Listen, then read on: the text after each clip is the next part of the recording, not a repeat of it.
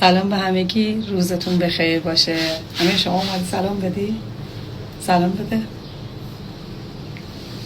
خب عزیزای دل، خانمای قشنگ یا آقایون فرق نمیکنه، هر کدوم که پوست دستتون شل شده یا اینکه چروک افتاده، یعنی یه جوری پوستش شل شده یا چروک افتاده، یا پوست دستتون خشکه، اگزما زده، نیاز به آبرسانی داره دستتون و اینکه دوست دارید پوست دستتون از این پیری زودرس نجات پیدا کنه، کرم جوانساز مخصوص دست کاتیو رو حتما تهیه کنید. من همیشه بهتون معرفی کردم، خودم هم این 3 بار تا حالا از این کرم خریدم، یعنی استفاده روزمره خودم بوده.